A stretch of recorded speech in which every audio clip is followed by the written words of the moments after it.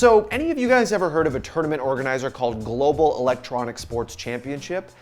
Neither had I. Well, anyways, they hosted 2 Dota Minors last season. They haven't tweeted in like 19 months. And oh yeah, they're reportedly being sued by Valve for at least $750,000. So what the fuck did they do?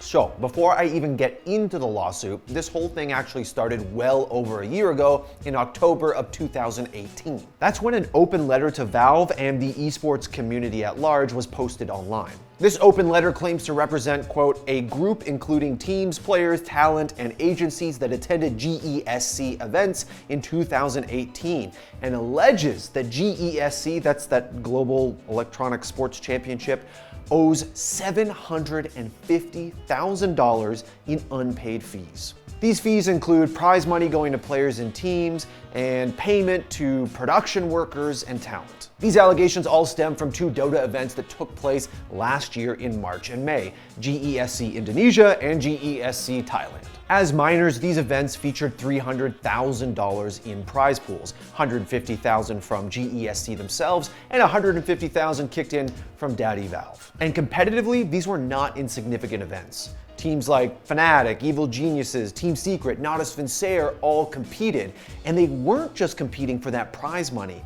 They were battling for DPC points, the qualifying points needed to attend the International, the biggest Dota thing in existence, something that has tens of millions of dollars in prize money. Now, as far as the players at these events go, the open letter claims that GESC had an agreement with Valve to pay out prize money within 90 days of the tournaments. An agreement that they obviously broke if now, much more than a year later, they haven't been properly paid yet. Who exactly wrote this letter isn't made 100% explicit, but the director of Team Secret did tweet it out originally, and Dota heavy hitters like Blitz and Red Eye and others have also chimed in on the convo. Also, side note, speaking of Red Eye, apparently the CEO of GESC, a guy named Oscar Fang, was shopping around some thing called Project Hero and attached Red Eye's name to it. Yeah, so some alleged slides from a fundraising presentation for Project Hero leaked last year on a website called gamesishard.gg.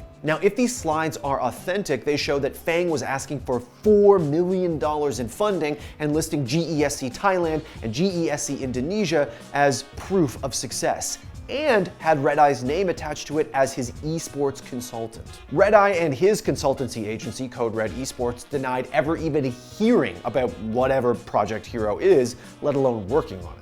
We haven't even gotten to the lawsuit yet, and already we have these 2 disastrous tournaments that allegedly did not pay people out, and Red Eye being falsely attached to some project that no one knows what it is. Things are getting pretty sketchy. Anyways, back to the open letter. The people who drafted it, the people who haven't been paid yet, said that they gave this Fang guy multiple attempts to try and reimburse them, were very patient with them, got promises from him, and then he allegedly ghosted them, which is why they ended up drafting a public letter. Oh yeah, and GESC were supposed to host 4 Dota Minors last season, not 2, but 2 of them in Malaysia and Singapore respectively were canceled for basically no reason. In hindsight, that was maybe not the worst thing that ever happened to the DPC. Flash forward to 2019, and Valve is reportedly suing GESC in the High Court of the Republic of Singapore for failure to pay money owed. This bombshell came by way of a eSports report written by George Geddes. In that report, the existence of this lawsuit is confirmed by Valve's VP of Marketing,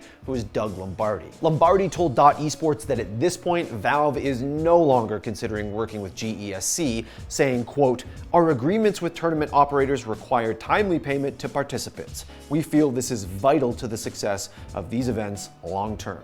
End quote. Now, as far as GESC itself and their CEO go, well, it seems like they've pretty much disappeared from the world of esports for over a year now. Their website is pretty much dead since they hosted those Dota Minors in 2018, and their Facebook, Instagram, and Twitter pages haven't posted anything in over a year. What I really want to do in this case is access the actual lawsuit, read through the documents, and tell you guys in detail what they actually say. Turns out though, accessing court documents in Singapore is a lot more difficult than it is in the US. Apparently, to even request access to these documents, I have to apparently attend at the legal registry located at level 2 of the Supreme Court with a hard copy of the completed request form and proper identification to seek the approval of the registrar. End quote. Yeah, pretty sure that's not gonna happen.